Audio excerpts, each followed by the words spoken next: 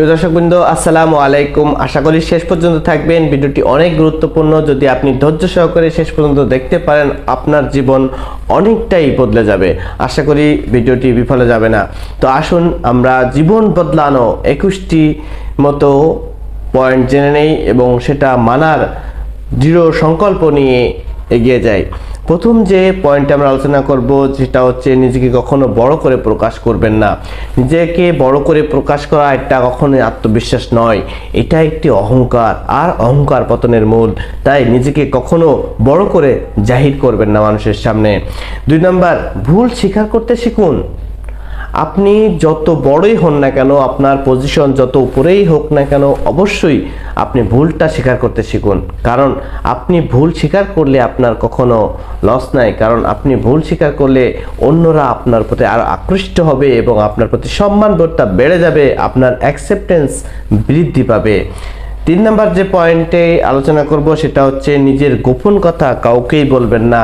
অনেকেই বলে থাকে দেওয়ালেরও কান আছে। তাই আপনার অতি আপন হলেও কখনোই গোপন কথা কারোর কাছে শেয়ার করবেন না। কারণ যখন আপনার আপনজন শত্রু পরিণত হবে তখন আপনার কোনো অল্টারনেটিভ ওয়ে থাকবে না। তাই কখনোই গোপন কথা কাউকে শেয়ার করবেন না। অভিজ্ঞতা ছাড়া কখনোই ব্যবসায় ঝাঁপ দিবেন না। আমরা অনেকেই এই ভুলটা করে থাকি যে চাই পারি না পারি যে কোনো একটা ব্যবসা দেখছি অন্য প্রফিট করছে, অন্য অনেক ভালো বিজনেস করছে, আমরা ঝাঁপিয়ে পড়ি। কখনো এটা করবেন না। আগে সেই ব্যবসা সম্পর্কে জানুন, বুঝুন, অভিজ্ঞতা লাভ করুন। দূর থেকে অনেক অনেক সোজা মনে হয়, কিন্তু বাস্তবে অনেক কঠিন প্রত্যেকটা কাজই। পর্নোগ্রাফিতে কখনোই আসক্ত হবেন না। পর্নোগ্রাফি আপনাকে সাময়িক আনন্দ দিতে পারে, কিন্তু এর জন্য আপনি ডিপ্রেশনে ভুগবেন। আপনার সংসার থাকলে সেটার উপরে ইফেক্ট পড়বে। আপনি মনস্তাত্ত্বিক স্থিতি নষ্ট করে ফেলবেন। পরচর্চা করবেন না। আমরা এটাতে খুবই পটু, কারণ এটাতে অনেক মজা আছে। তাই এটা থেকে দূরে থাকুন। কারণ এটা আপনাকে হয়তো অনেক শান্তি দিচ্ছে, কিন্তু আপনাকে এটা অনেক নিচে নামিয়ে দিচ্ছে, যেটা আপনার জন্য অনেক মারাত্মক একটি ইফেক্ট আপনার উপরে আনবে। তাই অবশ্যই পরচর্চা থেকে দূরে থাকুন। গাধার সাথে তর্ক করবেন না। রাসূল সাল্লাল্লাহু আলাইহি ওয়াসাল্লাম বলেছেন, তুমি জানো বিষয়টি, তারপরেও কখনো কারোর সাথে তর্ক করবেন না। তাই তর্ক করা উচিত নয়। আপনি স্বীকার করে নিন যে আপনি সারেন্ডার করুন। এতে আপনার সম্মান নষ্ট হবে না, বরং আপনার সম্মান বৃদ্ধি পাবে। কোনো কাজ পরে করার জন্য রেখে দিবেন না। এই আজ করতে ভালো লাগছে না, কালকে করব, এই কাল কিন্তু আপনার আর কখনোই আসবে না। কারণ কালকে আবার নতুন একটি কাজ তৈরি হবে এবং সেটার জন্য আপনাকে প্রস্তুত থাকতে হবে। তাই কোনো কাজ রেখে দিবেন না কালকের জন্য। না বলতে শিখুন। হ্যাঁ, আপনাকেই বলছি, আপনি না বলতে শিখুন। আপনি যদি সাপোজ আপনার বস আপনাকে একটার পর একটা কাজ দিতেই আছে, আর আপনি একটার পর একটা কাজ নিতেই আছেন, কিন্তু আপনি একটা কাজও সাবমিট করছেন না, সেক্ষেত্রে আপনার বস কিন্তু বা আপনার উপরে অখুশি হবে এবং আপনার ক্যারিয়ারটা ধ্বংস হওয়ার পথে যাবে। তাই আপনি না বলতে শিখুন। আপনাকে অনেকে অনেক কথা বলবে, অনেক কাজ দিতে চাইবে, কিন্তু সবসময় না বলতে শিখুন। আপনি যেটা পারবেন সেটাই শুধু নেবেন, যেটা পারবেন না সোজা না করে দিবেন। ঠিক আছে? বাবা মা জীবন সঙ্গিনীকে সমান গুরুত্ব দিন। আমরা অনেকেই একটি ভুল করে থাকি, বাবা মাকে গুরুত্ব দিলে স্বামী স্ত্রী বা স্ত্রী বা স্বামীকে গুরুত্ব দেয় না, আবার স্বামী স্ত্রীকে গুরুত্ব দিলে বাবা মাকে গুরুত্ব দেয় না। সবাই সমান এবং তাদের প্রত্যেকেরই আলাদা আলাদা আপনার ডিমান্ড এবং চাহিদা রয়েছে এবং তাদের আলাদা আলাদা সম্মান রয়েছে। তাই প্রত্যেককে সমান সম্মান দিয়ে এবং লাইফকে ব্যালেন্স করে সামনে এগিয়ে যান। দেখবেন আপনার থেকে সুখী কেউ এই দুনিয়াতে হবে না। সবাইকে সন্তুষ্ট করার চেষ্টা করবেন না, কারণ এটা আপনি সম্ভব না, এটা আপনি কখনোই পারবেন না। আপনি মানুষ। তাহলে আপনি যদি সবাইকে সন্তুষ্ট করতে চান, তাহলে আপনাকে মুনাফেক হতে হবে। হ্যাঁ, মুনাফেক ছাড়া আপনি কখনোই অন্যকে সন্তুষ্ট করতে পারবেন না, আমি লিখিত দেব।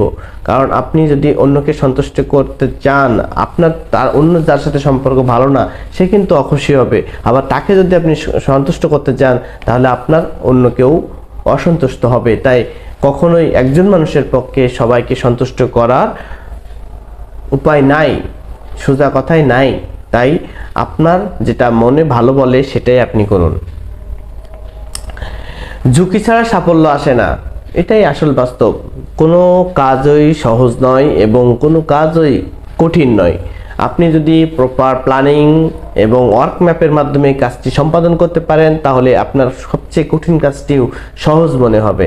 হ্যাঁ, সহজ মনে হবে। তাই জীবনে ঝুঁকি নিতে শিখুন। ঝুঁকি না নিলে আপনি কখনোই নতুন বা আপনাকে ঝুঁকি না নিলে আপনি একটি জায়গায়ই পড়ে থাকবেন, আপনার কখনো গ্রোথ হবে না। এই জন্য ঝুঁকি নিতে আপনাকে হবেই। ঝুঁকি নিয়ে আপনাকে ঝুঁকি এবং প্ল্যান মাফিক ঝুঁকি নেবেন, তাহলেই আপনি শুধুমাত্র সফল হবেন। স্মার্টফোনে আসক্ত হবেন না। আমাদের খুব খারাপ অভ্যাস, সারাদিন এভাবে আমরা মোবাইল চাপছি। এটা তো সবাই এখন এটাতে আসক্ত হয়ে গিয়েছি। তো আমাদেরকে এটা থেকে আসক্তি থেকে বের হয়ে এসে আপনার এটা থেকে বের হওয়ার অনেকগুলো উপায় রয়েছে। বই পড়তে পারেন, অন্য আপনার পরিবারকে সময় দিতে পারেন, আপনার বাচ্চা থাকলে তার সাথে গল্প করতে পারেন, তাহলেই আপনার মোবাইল ফোনের যে আসক্তি সেটা কেটে যাবে। কোনো প্রয়োজন ছাড়া অতিরিক্ত মোবাইল ইউজ করবেন না। ইচ্ছা প্রকাশ করতে দেরি করবেন না। নিজের অনুভূতি কখনো প্রকাশ করতে দেরি করবেন না। আপনি যেটাই আপনাকে কিছু জিজ্ঞাসা করুক না কেন, অবশ্যই আপনার অনুভূতিটি সাথে সাথে প্রকাশ করে দিবেন। তাহলে কি হবে, আপনার মধ্যে তার ট্রান্সপারেন্সি সেটা অবশ্যই বজায় থাকবে এবং আপনার প্রতি তার একটা বিশ্বাস থাকবে যে হ্যাঁ, তার থেকে হয় নেগেটিভ বা পজিটিভ কিছু একটা হলেও পাওয়া যাবে। এজন্য ইচ্ছাশক্তি অবশ্যই আপনি প্রকাশ করে দিবেন। মানসিক শান্তি নষ্ট করে এমন সম্পর্ক থেকে দূরে থাকুন। আমরা অনেকেই অনেক টক্সিক সম্পর্ক মেনটেন করি, যেটা আপনার জীবনটাকে হেল করে দিচ্ছে। তাই এই ধরনের সম্পর্ক থেকে অবশ্যই দূরে থাকুন, তাহলে আপনার জীবনটা অনেক সুন্দর হয়ে যাবে। লক্ষ্যের পিছু দৌড়ানো বন্ধ করা যাবে না। আপনি আপনার জীবনকে এমন একটা টার্গেট সেট করে নিয়েছেন যে টার্গেটে আপনাকে পৌঁছাতেই হবে। এখানে অল্টারনেটিভ বলে কোনো ওয়ার্ড নাই, আপনাকে পৌঁছাতেই হবে। এখন ওখানে পৌঁছানোর জন্য যে কাজ আপনাকে ওয়ার্ক প্ল্যান করে নিয়েছেন সে অনুযায়ী আপনাকে করতে হবে এবং আপনাকে সফল হতেই হবে। ওই স্থানে আপনাকে পৌঁছাতেই হবে এবং এটাই সত্য এবং এটাকে মেনে নিয়েই আপনাকে কাজ করতে হবে। অকারণে কখনোই শত্রু তৈরি করবেন না।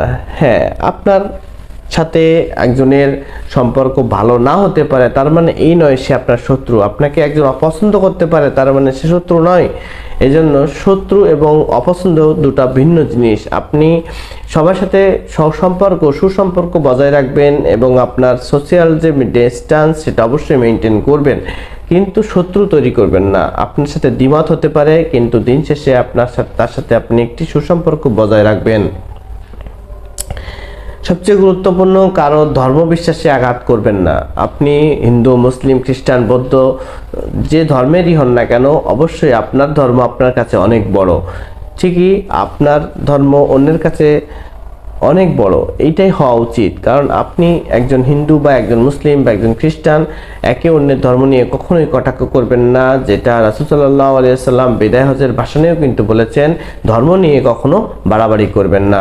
আপনার ধর্মের হিসাব আপনাকেই দিতে হবে। অন্য কে করলো আপনাকে কিন্তু সেটার ব্যাখ্যা কখনোই কবরে বা হাসরে চাওয়া হবে না। আপনার ধর্ম আপনি কি করেছেন সেটা নিয়ে জিজ্ঞাসা করা হবে। তাই নিজ ধর্ম পালন করুন, নিজ ধর্ম প্রতি শ্রদ্ধাশীল হন এবং অন্যের ধর্মের প্রতি সম্মান প্রদর্শন করুন।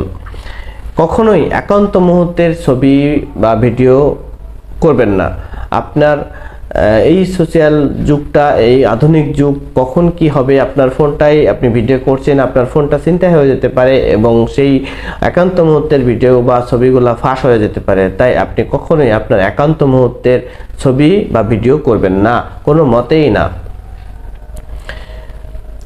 সম্মান বিসর্জন দিয়ে সম্পর্ক টিকে রাখবেন না। আপনার সম্মান অবশ্যই আপনি রাখবেন। সম্মান যদি কখনো দেখেন যে আপনার সম্মান নষ্ট হচ্ছে, সেই সম্পর্ক থেকে আপনি আস্তে করে সটকে যান। কারণ যে সম্পর্কে সম্মান নাই সেই সম্পর্কে টিকে রাখার কোনো যুক্তি নাই। টাকার পিছে দৌড়াতে যে নিজের প্রিয়জনদের ভুলে যাবেন না। আপনার এই জীবনে চলার জন্য টাকার প্রয়োজন আছে, হ্যাঁ, কিন্তু এর মানে এই নয় আপনার প্রিয়জনদেরকে আপনি দূরে রাখবেন। আপনার প্রিয়জনকে সময় দিবেন, সাথে টাকার পিছে দৌড়াবেন। টাকার পিছে দৌড়িয়ে আপনার প্রিয়জনকে সাথে নিয়েই দৌড়াবেন, তাহলেই সময়টা এবং সম্পর্কটা অনেক সুন্দর হয়ে যাবে। যা হারিয়েছেন তা নিয়ে কখনোই আফসোস করবেন না।